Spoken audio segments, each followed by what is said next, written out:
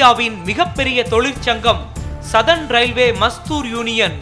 Southern railway Mazdoor யூனியனின் தலைவர் ராஜா ஸ்ரீதர் அவர்கள், பொதுச் செயலாளர் என் கண்ணையா அவர்கள் மே தினத்தை பற்றி கூறுகையில், இன்று மே 1ஆம் தேதி தொழிலாளருடைய உரிமைக்காக போராடிய நாள். இந்த நாளில் சதர்ன் ரயில்வே மஸ்தூரின் சார்பாக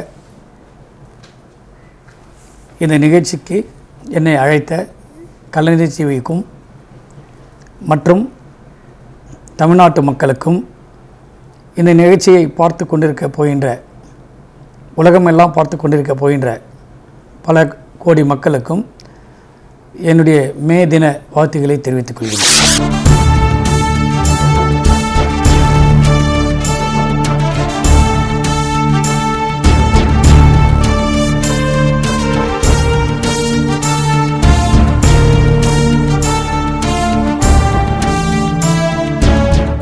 இந்த நாளுடைய முக்கியத்துவம் பலருக்கு நிச்சயமாக தெரியும்.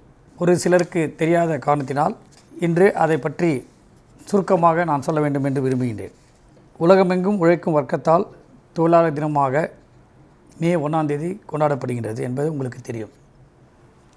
8 மணி நேர வேலைக்காக அதை சட்டப்பூர்வமாக கொண்டு வரும் என்பதற்காக அமெரிக்காவில் மே 1, 1884 அன்று தொழிலாளர்களெல்லாம் ஒன்று சேர்ந்து அதற்காக போராடும்போது அங்கிருக்கின்ற இராணுவம் மற்றும் போலீஸாரால் 4 தொழிலாளர்கள் சுட்டுக் கொல்லப்பட்டு, அதன் விளைவாக எல்லோ தொழிலாளர்களும் ஒன்று சேர்ந்து போராடிய காரணத்தினால் 8 மணி நேர வேலை என்பது சட்டப்பூர்வமாக ஆக்கப்பட்டது. ஒன்றுபட்டால் உண்டு வாழ்வு என்பதற்கு உதாரணமாக பலவற்றை இங்கு சொல்ல வேண்டும் என்று விரும்புகின்றேன். 1951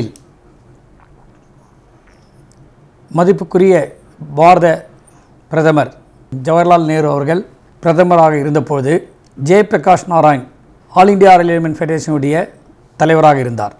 அவருக்கு அமைச்சரவையில் பதவி கொடுக்கின்றேன் என்று சொன்னதை உதறிவிட்டு எஸ்ஆர்எம்முடைய அமைப்பான ஏஆர்எஃப்பில் தலைவராக இருந்து மத்திய அரசு ஊழியர்களுக்கு,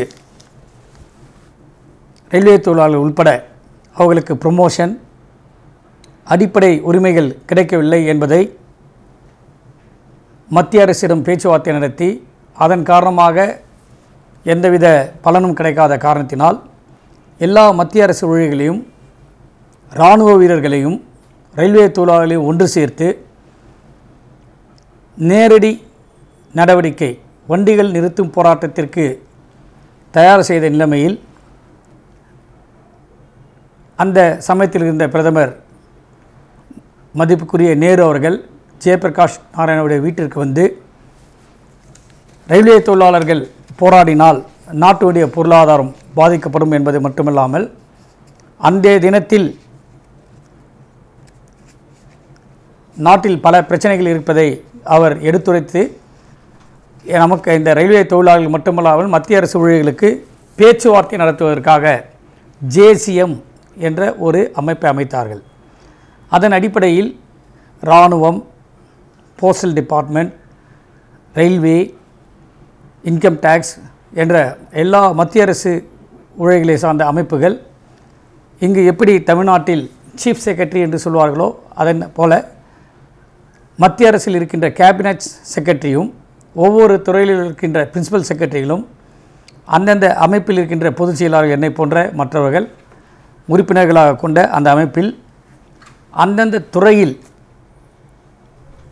பேச்சுவார்த்தை நடத்தி முடியாத பிரச்சனைகளை அந்த ஜேசிஎம் கூட்டத்தில் பேசி முடிவு எடுக்க வேண்டும் என்ற முறையை கொண்டு வந்த காரணம் தொழிலாளருடைய ஒன்றுபட்ட சக்தி என்பதை இந்த சமயத்தில் சொல்லிக்கொள்ள விரும்புகின்றேன். அதே போல் 1974 ரயில்வே தொழிலாளருக்கு சரியான சம்பளம் இல்லை, பதவி உயர்வு இல்லை, போனஸ் இல்லை என்ற நிலைமை இருந்தது. அதை ஒரு பிரச்சனையாக எடுத்து அந்த சமயத்தில் சதர்ன் ரயில்வே மஸ்தூர் யூனியனும் ஆல் இண்டியா ரயில்வே ஃபெடரேஷனின் தலைவராக இருந்த ஜார்ஜ் பெர்னாண்டஸ் அவர்கள், உம்ராமல் புரோஹித் அவர்களுடைய தலைமையில் ஒன்று சேர்ந்து நாடு தழுவிய போராட்டத்தை நடத்திய காரணத்தினால் எந்த மத்திய அரசு ரயில்வே தொழிலாளருக்கு போனஸ் தர முடியாது என்று சொன்னார்களோ அவர்கள் இந்த ரயில்வே தொழிலாளருடைய ஒற்றுமையை பார்த்து, அது மட்டுமல்லாமல் நாட்டினுடைய பொருளாதாரம் வருகின்றதை பார்த்து உடனடியாக போனஸ் தரப்படும் என்ற உத்தரவினை வாங்கி இன்றைய தினம் அந்த போனஸ் பல மாநிலங்களில் அமுல்படுத்தி கொண்டிருக்கின்றார்கள். குறிப்பாக சொல்ல வேண்டுமென்றால் இப்போது முதலமைச்சராக இருக்கின்ற டாக்டர் கலைஞருடைய அரசில் பல துறைகளில் போனஸ் கிடைத்து கொண்டிருக்கின்றது என்பதை மிகவும் மகிழ்ச்சியுடன் தெரிவித்துக் கொள்கின்றேன். 2005 6வது சம்பள கமிஷனை அமைக்க வேண்டும் என்று நாங்கள் கோரிக்கை விடுத்தோம். மத்திய அரசு ஊழியர்கள் ஒரு நாள் போராட்டம் நடத்தினார்கள்.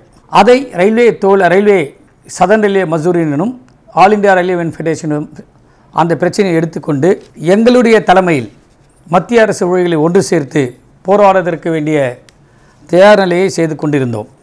அதே சமயத்தில் இப்போது இருக்கின்ற மாண்புமிகு தமிழக முதலமைச்சர் டாக்டர் கலைஞர் அவர்களும் உதவி துணை முதலமைச்சர் மதிப்புக்குரிய ஸ்டாலின் அவர்களும் இருவரையும் நாங்கள் சதர்ன் மஸ்தூரின் சார்பாக பல லட்ச தொழிலாளருடைய கையை பெற்று அந்த மகஜரை அவருடைய கவனத்திற்கு எடுத்துச் சென்றோம். கலைஞர் அவர்களும் உடனடியாக மத்திய அமைச்சர்களையும் 2 எம்பிகளையும் என்னையும் சதர்ன் ரயில்வே மஸ்தூருடைய தலைவர் ராஜா ஸ்ரீதர் அவர்களையும் பாரத பிரதமர் அவர்களை சந்திப்பதற்கு ஏற்பாடு செய்தார்கள். அதன்படி நாங்கள் அவர்கள் பாரத பிரதமரை பார்க்கும்போது பல ஆயிரம் கோடி ரூபாய்கள் இந்த மத்திய அரசுக்கு இழப்பு ஏற்படும் என்று அந்த சமயத்தில் அவர்கள் சொன்னார்கள். இருந்தாலும் அதை உடனடியாக தமிழக முதலமைச்சர் அவர்களை கவனத்திற்கு எடுத்து வந்தவுடனேயே கடிதம் மூலமாக பாரத பிரதமர் அவர்களுக்கும் மற்றவர்களுக்கும் கடிதம் எழுதி 6வது சம்பள கமிஷனை அமைக்க வேண்டும், மத்திய அரசு ஊழியர்கள் ரயில்வே தொழிலாளிய கோரிக்கை நியாயமானது என்று சொன்னார்கள். இருப்பினும் மத்திய அரசு உடனடியாக அதற்கு பதில் சொல்லாத காரணத்தினால் ஆல் இந்தியா ரயில்வே ஃபெடரேஷன் தலைமையில் இங்கு எஸ்ஆர்எம்முடைய தலைமையில் மத்திய அரசு ஊழியர்கள் எங்கள் அணியில் சேர்ந்து 1/3/2006 ரயில்வேயில் வண்டிகள் ஓடாது என்ற முடிவினையும் மத்திய அரசில் இருக்கின்ற அலுவலகங்கள் செயல்படாது என்ற முடிவினை ஸ்ட்ரைக் நோட்டீஸ் மத்திய அரசுக்கு கொடுத்த காரணத்தினால் எந்த மத்திய அரசு பாராளுமன்றத்தில் 6வது சம்பள கமிஷனை அமைக்க முடியாது என்று சொன்னார்களோ அதே மத்திய அரசு எங்களிடம் பேச்சுவார்த்தை நடத்தி அந்த 6வது சம்பள கமிஷனை அமைத்து இப்போது ரயில்வே தொழிலாளர்கள் மத்திய அரசு ஊழியர்கள் அந்த சலுகையை பெற்றுக்கொண்டிருக்கின்றார்கள். இங்கே நான் ஒன்றை குறிப்பிட வேண்டும் என்று விரும்புகின்றேன். நாங்கள் மத்திய அரசு ஊழியர்கள் ரயில்வே தொழிலாளருடைய தலைமையில் எஸ்ஆர்எம்யூ ஏஆர்எஃப்டைய தலைமையில் போராடி பெற்ற அந்த 6வது சம்பள கமிஷனை தமிழகத்தில் இருக்கின்ற நம்முடைய முதலமைச்சர் டாக்டர் கலைஞர் அவர்கள் போராட்டமே இல்லாமல் அந்த அரசு ஊழியர்கள் கேட்ட உடனேயே மத்திய அரசுக்கு எப்போது அந்த 6வது கமிஷனை உத்தரவு வருகின்றதோ அப்போதே இங்கு அந்த அரசு ஊழியர்களுக்கும் மற்றவர்களுக்கும் அதை அமுல்படுத்துவேன் என்ற உறுதிமொழியை கொடுத்தது மட்டுமில்லாமல் அதை அமுல்படுத்திய ஒரு பெருமை இந்தியாவிலேயே இந்த தமிழ்நாட்டிற்கு தான் சாரும் என்பதை மிகவும் மகிழ்ச்சியிடம் இந்த நாளில் நான் சொல்லிக்கொள்ள விரும்புகின்றேன். குறிப்பாக இந்த ரிசர்வேஷன் ஆஃபீஸில் கம்ப்யூட்டர் முன்பதிவு கட்டுப்படுத்த வேண்டும் என்பதற்காக பல முயற்சிகளை ரயில்வே தொழிலாளர் வைத்து செய்து கொண்டிருக்கின்றோம். வசதி படைத்தவர்கள் காலை 4:30 மணிக்கே அவருடைய வீட்டிலோ அல்லது அந்த ஏஜென்ட்டுகள் மூலமாக ஒரு ஃபார்மை எடுத்துக்கொண்டால் அந்த பயணிகளை முன்பதிவு செய்வதற்கு 6 பேரை ஃபில்அப் செய்ய வேண்டும். அதில் 146 எழுத்துக்கள் இருக்கும். அந்த 146 எழுத்துக்களை அவர்கள் வெளியே இருப்பவர்கள், தனியார் இருப்பவர்கள், அந்தந்த கம்ப்யூட்டர் வைத்திருப்பவர்கள், ஏஜென்ட்டுகள் 4:30 மணிலேருந்தே அதை ஃபீட் செய்து வைத்து விடுவார்கள். ரிசர்வேஷன் ஆஃபீஸ் 8 மணிக்கு திறக்கும்போது அவர்கள் அந்த கம்ப்யூட்டரை அமுக்கிய உடனேயே அவர்களுக்கெல்லாம் அந்த ரிசர்வேஷன் கிடைத்துவிடும். ஆனால் அப்பாவி நடுத்தர ஏழை நடுத்தர மக்கள் இந்த ரிசர்வேஷன் ஆஃபீஸில் அவர்கள் கியூவில் நிற்கும்போது அவர்களுக்கு அந்த கன்ஃபார்ம் டிக்கெட் கிடைக்க முடியாத நிலைமை ஏற்பட்டு கொண்டிருந்தது. காரணம், அந்த 146 எழுத்துக்களை ரிசர்வேஷன் ஆஃபீஸில் அதை கீப் பண்ணி அதை அடிப்பதற்கு 26 செகண்டுகள் ஆகின்றது.